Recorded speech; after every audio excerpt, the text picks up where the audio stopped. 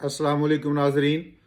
मैं हूं नदीम सेखू और पेन न्यूज़ के प्लेटफार्म से कुछ नई मारूज़ात के साथ आपके सामने हाजिर खिदमत हूं। आज हम इकबाल की सियासत के हवाले से कुछ गुजारिशात पेश करेंगे। अल्लामा इकबाल रहमतुल्लाह अलैह ने सियासत में हिस्सा लिया। जैसा कि तारीख़ बताती है कि 1906 में जब मुस्लिम लीग कायम हुई तो इकबाल लंदन में थे, और मुस्लिम लीग का एक चैप्टर जब लंदन में कायम हुआ तो इकबाल भी उसकी मजलिस शूरा में शामिल थे। लेकिन इकबाल ना वहाँ एक्टिव हुए और ना ही हिंदुस्तान वापस आकर सियासत में हिस्सा लिया। हत्ता कि 1923 तक इकबाल का सियासत से बज़ाहिर कोई ताल्लुक नज़र नहीं आता। लेकिन जब हम इकबाल की शायरी देखते हैं तो उसमें मुस्लिम हिंदुस्तान का जा बजा जिक्र मिलता है। इकबाल कैसे मुमकिन है कि इस्लाम से ऐसी मोहब्बत करते हों, मुस्लिम उम्मत के दाई हों और वो सियासत से किनारा कशी रखते हों। लेकिन वो जानते थे कि हिंदुस्तान के मारूजी हालात क्या हैं, मुसलमानों के अंदर कितनी सक्कत है, मुसलमान क्या कर रहे हैं। मुस्लिम लीग के तो अक्सर बेशतर रहनुमा भी कांग्रेस के अरकान भी थे, यानी कांग्रेस में भी शामिल थे। मैं आज के आपके सामने दरअसल इकबाल की जो फिक्री सियासत है उसका कुछ पस मंज़र आपके सामने रखना चाहता हूँ। जैसा कि अगर हम थोड़ी सी तारीख़ के हवाले से देखें तो हम जानते हैं कि हिंदुस्तान पर ख़ास तौर पे सिंध के इलाके में या बलूचिस्तान के इलाके में मुसलमानों का इब्तदाई दौर में ही कब्ज़ा होना शुरू हो गया था। अभी उमवी खिलाफत थी, तो उसी के दौरान में मोहम्मद बिन कासिम हिंदुस्तान के इस इलाके में हमलावर हो चुके थे। ना सिर्फ ये कि बलूचिस्तान के बहुत सारे इलाके फ़तह किए, बल्कि सिंध भी फ़तह किया और मुल्तान तक आ पहुँचे। और उनके बाद तो कई हुक्मरान काबुल के रास्ते पंजाब पर हमलावर होते रहे और हिंदुस्तान के को तख्त व ताराज करते रहे। लेकिन हम उससे आगे बढ़ते हैं कि मुसलमानों की जब बाकायदा हुकूमतें कायम होना शुरू हुई तो उसमें जो सबसे एक बड़ा सिलसिला और सबसे ताकतवर हुकूमत जो है वो मुग़ल हुक्मरानों की थी। और मुग़लों में से भी सबसे बड़े बादशाह औरंगज़ेब आलमगीर साबित हुए। औरंगज़ेब आलमगीर 1618 में पैदा हुए और तकरीबन 32 साल की उम्र में यानी तकरीबन 1660 में वो हुकूमत हासिल कर चुके थे, यानी आलमोस्ट 42 साल की उम्र में वो हुक्मरान बन गए थे। और औरंगज़ेब आलमगीर ऐसे हुक्मरान थे जिन्होंने हिंदुस्तान के हर कोने को फतह करना शुरू कर दिया। वो न सिर्फ ये कि उनके दौर में राजकुमारी से लेकर काबुल तक, और अगर हम शिमला पहाड़ी से कहें तो कोलकाता तक, और मालाबार के साहलों से लेकर गवादर के साहलों तक, हर तरफ एक औरंगज़ेब की मुस्लिम हुकूमत का परचम ही लहरा रहा था। ये इतनी बड़ी हुकूमत बड़ी मेहनत से कायम की गई और बड़ी जद्दोजहद से कायम की गई। तकरीबन 50 साल तक औरंगज़ेब आलमगीर ने हुकूमत की और कहा जाता है कि वो 50 साल घोड़े से नीचे नहीं उतरे, यानी मुसलसल जंगो जदल में मसरूफ़ रहे। वो एक तरफ फतह हासिल करते तो दूसरी तरफ बगावत हो जाती, दूसरी तरफ फतह हासिल करते तो तीसरी तरफ बगावत हो जाती, लेकिन वो हर बगावत का सर कुचलते रहे।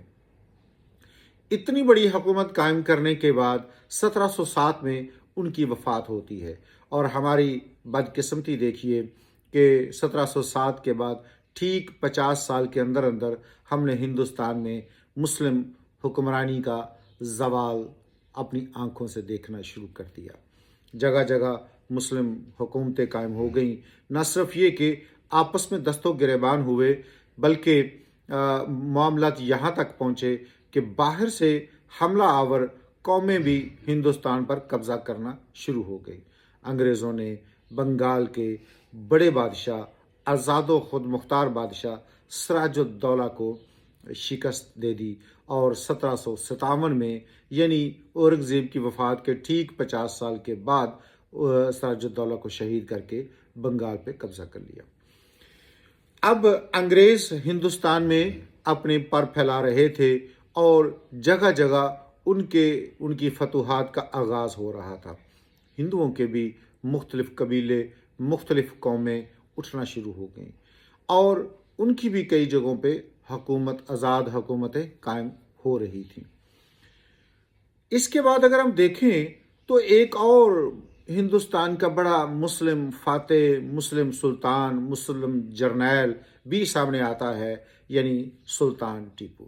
سلطان ٹیپو 1750 میں پیدا ہوئے تھے اور چھوٹی عمر میں ہی اپنے والد کی جگہ پر بادشاہ بن گئے، اور جب ان کی سلطنت کا آغاز ہوا تو انہوں نے بھی نہ صرف مسلم بلکہ ہندوستانی مسلم ہی، جب میں ہندوستانی مسلم کہتا ہوں تو اس میں ہندو بھی ساتھ شامل ہوتے ہیں۔ حکومت مسلمانوں کی ہوتی ہے لیکن اس کے اندر ساری قومیتوں کی نمائندگی موجود ہوتی ہے۔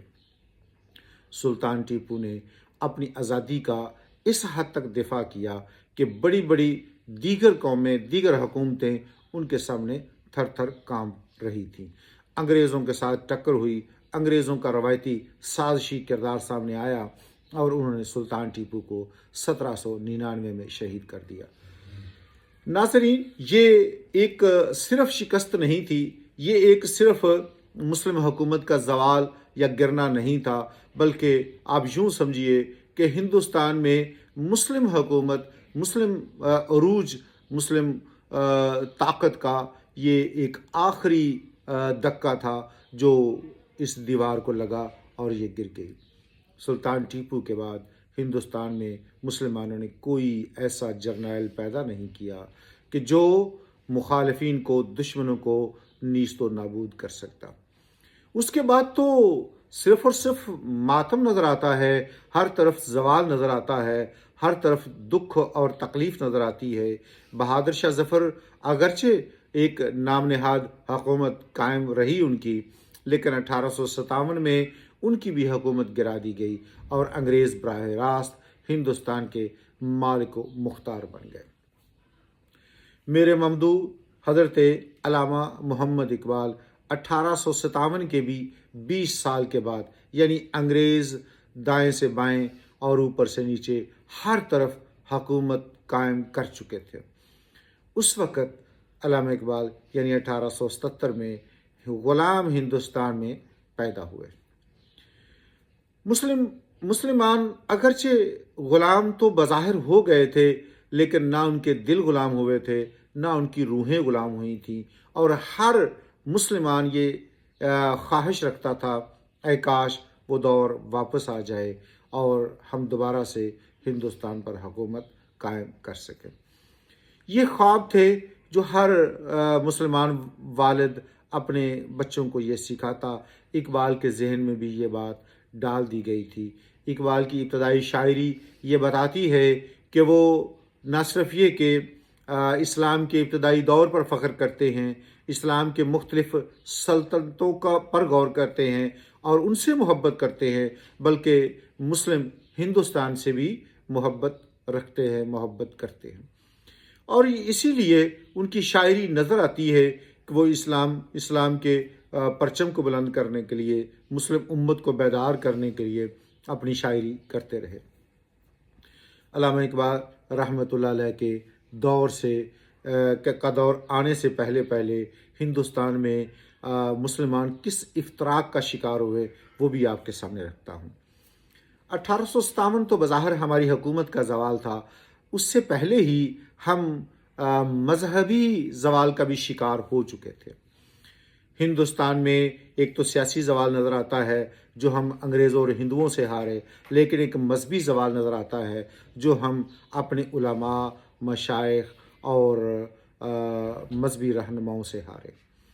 اور وہ کیا تھا کہ ہندوستان میں پہلے تو دو فرقے تو آلریڈی موجود تھے، شیعہ اور سنی، لیکن سنیوں کے اندر بھی مزید تفریق آئی اور وہ بھی مزید 3 حصوں میں تقسیم ہوئے، ایک طرف دیوبندی، ایک طرف بریلوی، ایک طرف اہل حدیث، اور تینوں اپنے آپ کو اسلام کے اصل وارث کہتے۔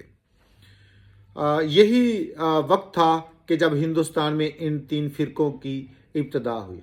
مولانا قاسم نانوتوی نے دیوبند میں مدرسہ قائم کیا، حضرت علامہ احمد رضا خان بریلوی نے بریلی میں مدرسہ قائم کیا، اور اسی طرح عرب علاقوں سے سلفی حضرات بھی پڑھ کر یا یہاں سے وہاں جانے والے پڑھ کر اور ان کے عقائد سے متاثر ہو کر ہندوستان میں وہ بھی آنا شروع ہو گئے۔ اگر ہم کہیں تو اسماعیل شہید کو ہم کہہ سکتے ہیں کہ شاید موجودہ اہل حدیثوں کے یہ ہندوستان میں پہلے امام ثابت ہوئے۔ شاہ اسماعیل نے کتابیں لکھیں اور ان کتابوں میں اگرچہ وہ بظاہر تو توحید کا ہی ذکر کرتے، لیکن ان کے الفاظ، ان کے جملے ایسے کاٹدار ہوتے کہ اس کا رد عمل ضرور آتا، اور وہ رد عمل علامہ فضل خیر آبادی کی صورت میں بہت طاقت کے ساتھ سامنے آیا۔ ان کی مناقشت، ان کی لڑائیاں، ان کے جھگڑے مسلمانوں کو بظاہر کمزور کرنے کا باعث ہوئے۔ اگرچہ میں اگر غائر نظر سے دیکھوں تو مجھے یہ تینوں فرقے مسلمانوں کی اصلاح کے لیے بنتے ہوئے نظر آئے۔ مثلا علامہ احمد رضا خان بریلوی کا فتاوی رضویہ پڑھ لیجئے، ایک ایک فتویٰ مسلمانوں کے اندر موجود رسم و رواج، غلط رسم و رواج اور اسلام سے ٹکراتی ہوئی چیزوں کے اوپر فتویٰ جات ہیں۔ انہوں نے سختی کے ساتھ مسلمانوں کو غلط عقائد، غلط رسموں سے روکنے کی کوشش کی۔ اسی طرح کچھ مختلف نقطہ نظر سے مولانا قاسم نانوتوی بھی جد و جہد کرتے نظر آتے ہیں۔ ہاں، ان دونوں سے زیادہ شدت کے ساتھ اہل حدیث یعنی سلفی حضرات سامنے آئے۔ خیر، میرا یہ موضوع نہیں کہ ان کی لڑائیوں کا ذکر کروں یا ان کی اچھائیوں کا ذکر کروں۔ میں صرف یہ کہنا چاہتا ہوں کہ یہ تینوں مسالک یا تینوں فرقے اگر کچھ خرابیاں لے کر آئے تو کچھ خوبیاں بھی لے کر آئے، اور ان کا بھی آگے جا کے ذکر آئے گا کہ ہندوستان کے مسلمانوں کی ایک بہت بڑی اکثریت یعنی سواد اعظم بھی انہیں کہا جا سکتا ہے، اہل سنت اب 3 حصوں میں تقسیم ہو چکے تھے۔ یہ صرف تقسیم نہیں ہوئے تھے، جیسے کہ آج کے ایک بڑے سکالر مرزا محمد علی جہلمی ان کی کتابوں کا میں سے حوالے دے کر آشکار کرتے ہیں کہ یہ ایک دوسرے پر کفر کے فتوے بھی لگا رہے تھے۔ ایک دوسرے کو برا کہنا معمول بنتا جا رہا تھا۔ حالات یہاں رکتے نہیں۔ 1886 میں ہندوؤں نے آل انڈیا نیشنل کانگریس قائم کی، اگرچہ وہ صرف ہندوؤں کی نہیں تھی، اس میں مسلمان یا سکھ بھی شامل ہوئے، لیکن جلد ہی مسلمانوں کو اندازہ ہو گیا کہ یہ پارٹی صرف ہندوؤں کے لیے بنائی گئی ہے، ہندوؤں کے فائدے کے لیے، ہندوؤں کے مفاد کے لیے بنائی گئی ہے۔ یہی وجہ ہے کہ انہوں نے جلد ہی اس بات کا احساس کرتے ہوئے 1906 میں آل انڈیا مسلم لیگ قائم کر لی۔ اب ایسا تھا کہ اکثر و بیشتر زعماء کانگریس کے بھی رکن تھے، اور مسلم زعماء کی بات کر رہا ہوں، وہ آل انڈیا مسلم لیگ میں بھی شامل تھے، یعنی نہ ادھر کے نہ ادھر کے، نہ وہاں سرگرم نہ یہاں سرگرم۔ آل انڈیا مسلم لیگ کہنے کو تو قائم ہو گئی، لیکن عملی طور پر اس کا وجود بہت فعال نظر نہیں آتا۔ ہاں، ایسا تھا کہ خصوصاً بنگال اور بہار کے علاقوں میں اس کی قدر مضبوطی نظر آتی تھی۔ اس میں علماء بھی شامل تھے، وہی علماء جو کچھ نہ کچھ کانگریس میں بھی شامل تھے۔ 1919 میں انہوں نے آل انڈیا مسلم لیگ سے اختلاف کرتے ہوئے اپنی جماعت قائم کر لی، جمعیت العلماء ہند۔ اس جمعیت العلماء ہند میں 4 مسالک موجود تھے، دیوبندی بھی موجود تھے، اہل حدیث بھی موجود تھے، بریلوی بھی موجود تھے، اور شیعہ بھی موجود تھے، لیکن علماء کیسے ممکن ہے زیادہ دیر اکٹھے رہے؟ بہت جلد وہ وقت آ گیا کہ یہ آپس میں دست و گریباں ہوئے اور انہوں نے الگ الگ پارٹیاں قائم کر لی۔ پھر اس کے بعد ہم دیکھتے ہیں کہ جو فرسٹ ورلڈ وار تھی 1909 میں جو سٹارٹ ہوئی، اس میں ترکی نے جاپان اور جرمنی کا ساتھ دیا، اور اس طرح ایک نئی جنگ، نیا ایک فتنہ برپا ہوا کہ ترکی پر بھی اتحادی افواج کے حملے ہونا شروع ہوئے، اور آخرکار ترکی کو انہوں نے شکست دے دی۔ شکست دیتے ہی فتح کا پہلا جشن اس صورت میں منایا کہ خلافت کو ختم کرنے کا غلغلہ ہوا۔ ہندوستان کے مسلمان اگرچہ غلامی کی زندگی گزار رہے تھے، لیکن انہیں اگر کوئی امید تھی تو وہ بھی ترکی کی خلافت عثمانیہ سے تھی۔ انہوں نے اس کے تحفظ کے لیے تحریک شروع کی، تحریک خلافت، اور حیرت انگیز طور پر اس میں مہاتما گاندھی بھی مسلمانوں کا ساتھ دیتے نظر آتے ہیں۔ تحریک ناکام ہوئی اور مسلمان علماء نے ہندوستان چھوڑ دو کا، ہندوستان سے ترک اور ہجرت کرنے کا اعلان کر دیا، فتویٰ دے دیا۔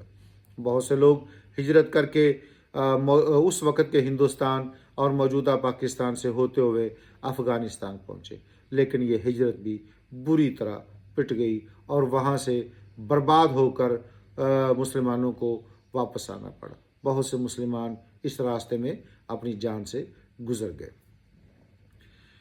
1929 میں ہم دیکھتے ہیں کہ علماء کے ایک اور گروہ نے نئی پارٹی قائم کر لی، مجلس احرار کے نام سے، اور اس کے ساتھ ساتھ اب میں آپ کو لے کر آتا ہوں، اگرچہ یہ ایک بہت دلچسپ ٹاپک ہے اور بڑا وسیع و عریض ہے، اس پر انشاءاللہ آئندہ بھی ولاگ ہوں گے، لیکن میں آج اقبال کی ابتدائی فکری سیاست کے حوالے سے گفتگو کرنا چاہتا ہوں۔ اقبال چونکہ پنجاب میں رہتے تھے، اب انہوں نے دیکھا کہ پنجاب کے حالات اور بھی دگرگوں تھے۔ پنجاب میں ایک عجیب قسم کا مسئلہ شروع ہوا کہ پنجاب کے انگریز گورنر نے پنجاب کی آبادی کو تقسیم کرنے کا ایک پلان بنایا۔ تقسیم کی اس نے بنیاد یوں رکھی کہ دیہی اور شہری تقسیم، یعنی جو دیہات میں رہنے والے لوگ ہیں ان کے لیے الگ سے قانون ہونا چاہیے اور شہری لوگوں کے لیے الگ سے ہونا چاہیے۔ اسی بنیاد پر اس نے یہ تقسیم کر کے کوٹا مقرر کیا اور اسی بنیاد پر 1923 کے الیکشن بھی برپا ہوئے۔ اب پنجاب کے نہ صرف یہ کہ ہندو تقسیم ہوئے بلکہ مسلمان اور سکھ بھی تقسیم ہوئے۔ لوگوں کی لڑائی اب شروع ہوئی، شہری لوگوں کی اور دیہاتی لوگوں کی۔ پارٹیاں قائم ہوئیں اور ان کے حلقہ اسی انداز سے ترتیب دیے گئے کہ دیہات سے نمائندگی الگ ہوتی، شہروں سے نمائندگی الگ ہوتی۔ اگرچہ بہت سارے لوگ اس چیز کو شدید نقصان دہ بھی سمجھتے تھے، وہ آوازیں بھی اٹھا رہے تھے، اور اقبال بھی انہی میں سے ایک تھے کہ وہ بھی اس دیہی اور شہری تقسیم کو خاص طور پہ مسلمانوں کے لیے انتہائی ضرر رساں سمجھتے تھے۔ انگریز گورنر نے ایک اور بھی کام کیا، اور وہ کام کیا تھا، اس نے پنجاب کے لوگوں کو ذات پات میں بھی تقسیم کیا، خاص طور پہ مسلمانوں کو۔ جیسا کہ لاہور کی 3 بڑی برادریاں تھیں، ارائیں بھی تھے، ککیزئی بھی تھے اور کشمیری بھی تھے، ان کو آپس میں لڑایا۔ پھر اسی طرح مختلف ذات پات کو ترویج دی اور ذاتوں میں لوگوں کو تقسیم کیا۔ جاٹ الگ ہو گئے، راجپوت الگ ہو گئے، ارائیں الگ ہو گئے۔ اب کوئی بھی برادری جو ہے وہ الیکشن میں اپنے ہی برادری کے بندے کو کھڑا کرنا چاہتی، ہر کوئی چاہتا ان کی برادری کا بندہ کھڑا ہو اور وہ اس کو سپورٹ کرتے۔ اب لوگوں کا تاثر چینج ہو چکا تھا، وہ یہ نہیں دیکھتے تھے کہ ہماری برادری کا یہ شخص کھڑا تو ہوا ہے الیکشن پہ، لیکن یہ اس قابل نہیں کہ یہ جیتے یا اس کو اسمبلی کی رکنیت ملے، یہ تو جاہل ہے، یہ تو بدماش ہے، یہ تو غنڈہ ہے، یہ تو دین سے دور ہے۔ یہ سوچیں ختم ہو گئے۔ جس چیز کو دیکھنا چاہیے تھا، جس کی بنیاد پر ووٹ دینے چاہیے تھے، وہ چیز ختم ہو چکی تھی۔ لوگ کہتے برا بھی ہے تو کیا ہوا، ہماری برادری کا تو ہے۔ اور یہی وجہ تھی کہ ہر کوئی اپنی برادری کے بندے کو آگے لانا چاہتا، ایک دوسرے کے گریبان پکڑتے، ایک دوسرے کو پر دشنام ترازی کرتے، ایک دوسرے پر دست درازی کرتے۔ یہ حالات تھے کہ جب اقبال نے فیصلہ کیا کہ اب کوئی چارہ نہیں براہ راست سیاست میں حصہ لیے بغیر۔ علامہ اقبال رحمۃ اللہ علیہ نے ہندوستان میں یہ حالات دیکھے، مسلمانوں کا آپس میں تفرقہ دیکھا، مسلمانوں کی لڑائیاں دیکھیں، جھگڑے دیکھے، تو اقبال بے ساختہ کہہ اٹھے، یوں تو سید بھی ہو، مرزا بھی ہو، افغان بھی ہو، تم سبھی کچھ ہو، بتاؤ تو مسلمان بھی ہو۔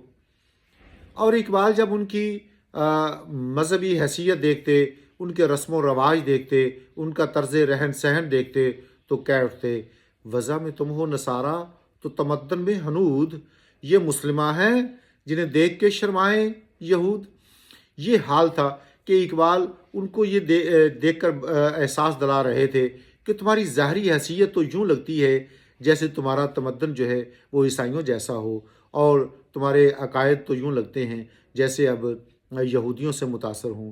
اقبال یہاں تک تکلیف میں آئے کہ اقبال نے دیکھا کہ اگرچہ یہ ایک بڑا مذہبی مدرسہ تھا دیوبند، لیکن اس وقت جو اس کی جماعت کے رہنما تھے، جمعیت علماء ہند اور مدرسہ دیوبند کے جو اس وقت صدر مدرس تھے جناب مولانا حسین احمد مدنی، انہوں نے جب ہندوستانی قومیت کی بات کی، انہوں نے کہا کہ اب قومیں وطن کی بنیاد پر بن رہی ہیں، تو اقبال یہ برداشت نہ کر سکے اور کہہ اٹھے عجم ہنوز نہ داند رموز دیں ورنہ ز دیوبند حسین احمد اینچے بول عجبی است سرود برسر ممبر کہ ملت از وطن است چے بے خبر ز مقام محمد عربی است۔ یعنی وہ یہ برداشت نہ کر سکے کہ ایک عالم بھی یہ سمجھتا ہے کہ قوم یا ملت جو ہے وہ وطن کی بنیاد پر ہو سکتی ہے۔ اسے یہ سمجھنا چاہیے کہ محمد عربی صلی اللہ علیہ وآلہ وسلم کی آمد کے بعد مسلمانوں کی صرف ایک ملت ہے اور وہ ملت اسلامیہ ہے۔ یہ اگرچہ ایک چھوٹی سی جڑب تھی، لیکن بعد میں مولانا حسین احمد مدنی کی وضاحت کے بعد انہوں نے کہا میرا یہ مقصد نہیں تھا یہ کہنا کہ ہندوستان کے مسلمان اب ملت یا مسلم قوم کی بجائے ہندوستانی قوم بن جائیں۔ میرا تو یہ کہنے کا مقصد تھا کہ آج ملکوں کے پاسپورٹ بنتے ہیں اور اس کے اندر جو قوم لکھی ہوتی ہے وہ مذہب کی بنیاد پر نہیں ہوتی، وہ وطن کی بنیاد پر ہوتی ہے۔ اقبال نے ان کی یہ وضاحت قبول کر لی اور پھر ان کے حق میں ایک کالم بھی لکھ دیا۔ دوسری طرف جب اقبال دیکھتے کہ حالات ایسے ہیں کہ عرب بھی مقید ہو رہے ہیں، ترک بھی زوال کا شکار ہیں، انگریز اور یورپ نہ صرف یہ کہ عرب پر حکمرانی قائم کر چکا ہے، جگہ جگہ ان کے اثرات، ان کے اثر اور ان سے متاثر لوگ ان کی غلامی میں حکمران بنائے جا رہے ہیں۔ تو جب اقبال کو اس کے مقابلے میں ترکوں اور عربوں کی تاریخ دہرائی جاتی تو اقبال کہہ اٹھے کیا سناتا ہے مجھ کو ترک و عرب کی داستان، مجھ سے کچھ پنہا نہیں اسلامیوں کا سوز و ساز، ہو گیا مانند آب ارزاں مسلمان کا لہو، مسترب ہے تو کہ تیرا دل نہیں دانائے راز۔ کیا کہ اب کوئی چارہ نہیں براہ راست سیاست میں حصہ لیے بغیر۔ 1923 میں بعض لوگ علامہ اقبال کو الیکشن میں لانا چاہتے تھے، اقبال بھی کھڑے ہونا چاہتے تھے، لیکن اقبال جس حلقے میں سے انتخاب لڑنا چاہتے تھے اسی حلقے سے ان کے بڑے عزیز دوست بیرسٹر میاں عبدالعزیز بھی الیکشن میں حصہ لے رہے تھے۔ اقبال نے مناسب نہ سمجھا کہ ان کے مقابلے میں الیکشن لڑیں، اقبال نے ان کی حمایت کی اور بیرسٹر میاں عبدالعزیز الیکشن جیت گئے۔ لیکن جب 1926-27 میں دوبارہ الیکشن ہونے لگے تو بیرسٹر میاں عبدالعزیز نے یہ اعلان کیا کہ وہ اس بار اقبال کو الیکشن لڑانا چاہتے ہیں اور اقبال کی حمایت میں دستبردار ہونا چاہتے ہیں۔ مسلمانوں میں وسیع پیمانے پر یہ ایک تحریک شروع ہوئی کہ ہماری نمائندگی اگر حضرت علامہ اقبال کرتے ہیں اس سے زیادہ بہتر اور چیز کیا ہو سکتی ہے۔ تو جگہ جگہ سے مختلف تنظیمیں، مختلف لوگوں کے گروہ اقبال کے پاس پہنچنے لگے اور اقبال سے درخواست کرنے لگے۔ اقبال بھی چاہتے تھے ہاں ٹھیک ہے مجھے الیکشن لڑنا چاہیے اور سیاست میں فعال کردار ادا کرنا چاہیے، لیکن مسلمانوں کی ایک بڑی تعداد یہ چاہتی تھی علامہ اقبال بلا مقابلہ جیتیں، ان کے مقابلے میں کوئی شخص الیکشن میں کھڑا نہ ہو۔ ایسا ہونا قدرے مشکل تھا کیونکہ برادری کی سیاست چل رہی تھی۔ جس حلقے سے اقبال الیکشن لڑنا چاہتے تھے اس حلقے میں اگرچہ کشمیری برادری بھی تھی اور وہ چاہتی تھی اقبال ان کی نمائندگی کرے، لیکن علامہ اقبال نے یہ گوارا نہ کیا اور انہوں نے کہا میں کبھی ایسا نہیں کروں گا کہ کشمیری برادری کی طرف سے امیدوار بنوں اور ان کی اس برادری کی وجہ سے میں الیکشن میں کھڑا ہوں۔ تو اقبال تو مسلمانوں کی نمائندگی کرنا چاہتے تھے، تو دوسری طرف اقبال جس برادری سے تعلق رکھتے تھے، کشمیری برادری، اس کے مقابلے میں ارائیں برادری کہیں زیادہ تھی۔ تو ارائیں برادری ہی سے بیرسٹر میاں عبدالعزیز تھے، وہ تو الیکشن انہوں نے دستبردار ہو گئے اور اقبال کے حق میں مہم چلانا شروع کر دی، لیکن ارائیں برادری کے ہی ایک میاں محمد دین نے الیکشن سے پیچھے ہٹنے سے انکار کر دیا۔ کہا جاتا ہے کہ ان کے پیچھے کچھ ہندو رہنما تھے جو ان کو یہ بڑھاوا دے رہے تھے کہ آپ کی برادری بہت بڑی ہے اور ہم بھی آپ کو سپورٹ کرتے ہیں، تو آپ کو ہر صورت الیکشن لڑنا چاہیے۔ میاں محمد دین اب حضرت علامہ اقبال کے مقابلے میں ہیں، الیکشن ہو رہا ہے، مختلف جگہوں پہ جلسے ہوتے ہیں، اکثر میں اقبال شامل نہ ہوتے، لیکن کئی جگہوں پہ اقبال بھی جاتے۔ اقبال وہاں مسلمانوں کے لیے لکھی گئی نظمیں پڑھتے، اقبال کے حق میں تقاریر ہوتی، حفیظ جلندری، غلام بیگ نیرنگ، چودھری محمد حسن وغیرہ اقبال کے لیے ایک بڑی تحریک برپا کر رہے تھے۔ پھر دور دراز سے مختلف مسلمان زعماء کو، رہنماؤں کو بلانا شروع ہوئے اور وہ آ کر بھی اقبال کے حق میں تقاریر کر رہے تھے۔ مختلف علماء نے بھی اقبال کے لیے حمایت کا اعلان کیا۔ مولانا ظفر علی خان کا روزنامہ زمیندار دن رات اقبال کی سپورٹ میں سرگرم تھا۔ مولانا مسلم بخش وغیرہ، محمد بخش مسلم وغیرہ اور دیگر علماء، وہ بھی اقبال کے حق میں ہر وقت کلمہ خیر کہہ رہے تھے، لیکن میاں محمد دین پیچھے نہیں ہٹ رہا تھا۔ ناظرین، کئی دلچسپ واقعات ہوئے اس دوران میں اور اقبال کو بعض مرتبہ کچھ تکلیف کا سامنا بھی کرنا پڑا، لیکن آخر کار اقبال 2/3 سے بھی زیادہ ووٹ لے کر جیت گئے۔ یہ تھا اقبال کی عملی سیاست میں حصہ لینا۔ اقبال تقریباً 3 سال اسمبلی کے رکن رہے، لیکن پوری اسمبلی میں واحد رکن اقبال تھے جو مسلمانوں کے حق میں اکیلے آزاد رہ کر بھی لڑائی لڑتے رہے اور مسلمانوں کے حق میں بات کرتے رہے۔ آپ یوں بھی کہہ سکتے ہیں آل انڈیا مسلم لیگ کی نمائندگی پنجاب اسمبلی میں صرف ایک رکن کر رہا تھا، جس کا نام علامہ محمد اقبال تھا۔ اقبال کے مقابلے میں یونینسٹ پارٹی تھی، اس میں بھی اکثریت بلکہ تقریباً سبھی مسلمان ہی تھے، اور ان کا اتحاد جو ہے وہ سکھوں سے ہوتا یا ہندوؤں سے، اور یہ حکومت قائم کر لیتے۔ یونینسٹ پارٹی کی بنیاد جو ہے وہ اسی چیز پر رکھی گئی تھی، دیہی اور شہری سیاست کی بنیاد پر، اور ذات اور قوموں کے آپس میں لڑائی کی بنیاد پر۔ تو لازم بات ہے کہ یہ یونینسٹ پارٹی تو انگریزوں کی پروردہ تھی، وہ ہر اس بات پر سٹینڈ لیتی جو گورنر صاحب کہتے، جو لارڈ صاحب کہتے، وہ اسی کو لے کر چلتے تھے۔ اسے نہ مسلمانوں کا مفاد عزیز تھا، اسے نہ پنجابیوں کا یا ہندوستانی لوگوں کا مفاد عزیز تھا، اس کی منشا صرف اور صرف انگریز کی رضامندی ہوتی۔